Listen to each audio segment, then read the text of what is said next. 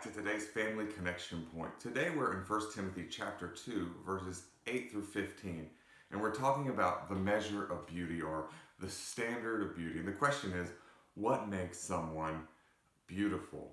Well, the world has their answers, and this is a really important discussion to have with your kids, you see, because they're getting signals of beauty from a bunch of different sources, from movies, and our kids could actually look at movies and say, well, that's what makes a person beautiful, for what they hear on the radio or in music, for what they see in magazines. There's young ladies who will look at like other young ladies on the covers of magazines and say, I wish I looked like that person. They're beautiful, and they'll actually go to extreme measures many times, and extreme diets and anorexia and bulimia, all because they want to fit the image of beauty that the world has fed them.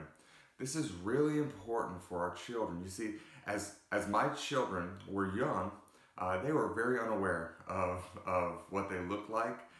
They would wear mismatched clothes. Sometimes we'd have to make sure they have shoes on. They would wear clothes backwards.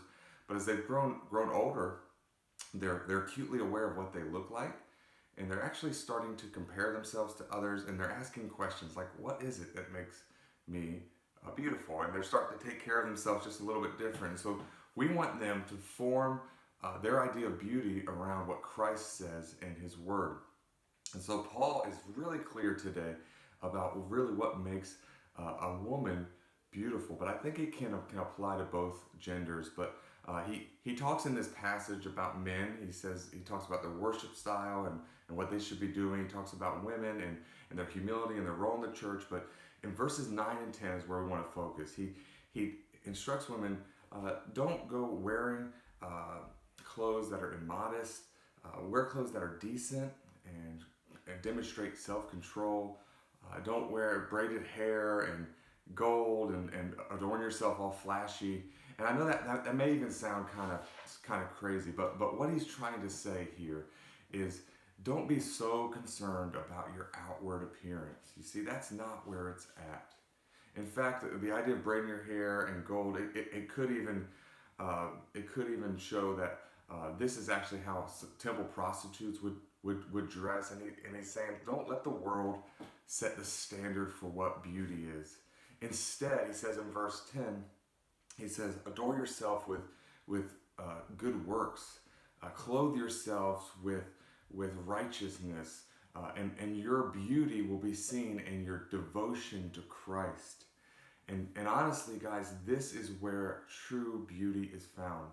Proverbs says it this way: charm is deceitful and beauty is vain, but a woman that fears the Lord, she shall be praised. We want our children to understand that a true beautiful woman is one who reverences God from the heart. Now, this is not instructions for people to intentionally look ugly. It's not even saying that any of these things are wrong. It's saying, let's look at the measuring stick and let's reject the world's measuring stick. And let's say, you know what? The thing that we should aspire to be, the thing that we should be concerned with, is our inner heart beauty, our character. And so for young men, for my young men in my family, I want them to grow up, and yes, I'm sure they're going to find a beautiful young lady, but I pray for them to find someone who loves Christ from the heart. I want my young ladies to be more concerned about developing in themselves godly characteristics than what they're wearing or the latest fashion styles.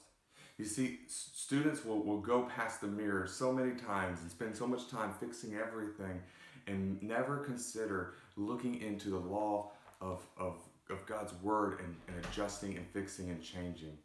See, this is super important for our children to understand, that they can reject the world's measuring stick of beauty and they can lean into what God says is beautiful.